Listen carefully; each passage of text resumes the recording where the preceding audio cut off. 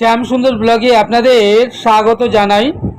কলকাতা থেকে চায়না ট্যুরে আমরা বেইজিংয়ে এসে কোথায় কোথায় ঘুরলাম, কি কি দেখলাম, কোন কোন হোটেলে আমরা রয়েছি এবং কি কি খাওয়া দাওয়া করলাম, আর বেজিংয়ের মোস্ট বিউটিফুল ট্যুরিস্ট স্পটগুলো আমরা যেখানে যেখানে ঘুরলাম আপনাদের সাথে তা সব শেয়ার করব। বেজিংয়ে আমরা এখন যে হোটেলটিতে রয়েছি সেটি একটি 5 স্টার হোটেল।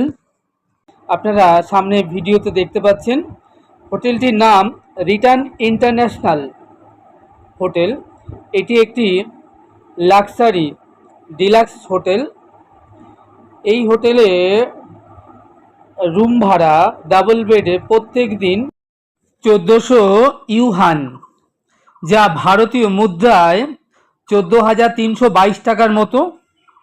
তবে হোটেলটা কিন্তু বেশ লাক্সারি ছিল। এই হোটেলে সব ধরনের ফেসিলিটি ছিল, যেমন ওয়াইফাই থেকে সকালের ব্রেকফাস্ট বেশ ভালোই।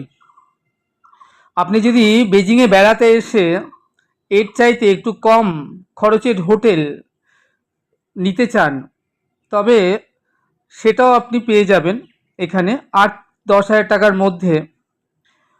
যাই হোক, আমাদের হোটেলটা কিন্তু বেশ ভালোই ছিল।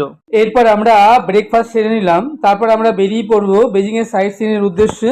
তবে একটা কথা বেজিং সম্পর্কে আপনাদের জানিয়ে রাখি, এখানকার পরিবহন ব্যবস্থা কিন্তু কলকাতার মতোই বেহাল দশায়। কারণ কলকাতার মতো ট্রাফিক জ্যাম, সে কারণে কোথাও যাবার হলে সময়ের কিন্তু ঠিক থাকবে না। ঠিক এই কারণে এখানকার বেশিরভাগ মানুষ হয় মেট্রো ট্রেন ব্যবহার করেন আর না হয় বুলেট ট্রেনেই তারা ভ্রমণ করেন। কারণ বেজিংয়ে আপনি আসবেন আর বুলেট ট্রেনে চড়বেন না তা তো হতে পারে না। আপনি অবাক হয়ে যাবেন এটা জানলে যে এখানকার বুলেট ট্রেনের গতি 350 kilometre per hours train, high speed train. আমরা বুলেট ট্রেনে চড়ব, সেই ভিডিও নেক্সট ডে আপনাদের সঙ্গে আমরা শেয়ার করব। শ্যাম সুন্দর ব্লগে আপনাদের স্বাগত জানাই। কলকাতা থেকে চায়না ট্যুরে আমরা বেইজিংয়ে এসে কোথায় কোথায় ঘুরলাম, কি কি দেখলাম, কোন কোন হোটেলে আমরা রয়েছি এবং কি কি খাওয়া দাওয়া করলাম, আর বেজিংয়ের মোস্ট বিউটিফুল ট্যুরিস্ট স্পটগুলো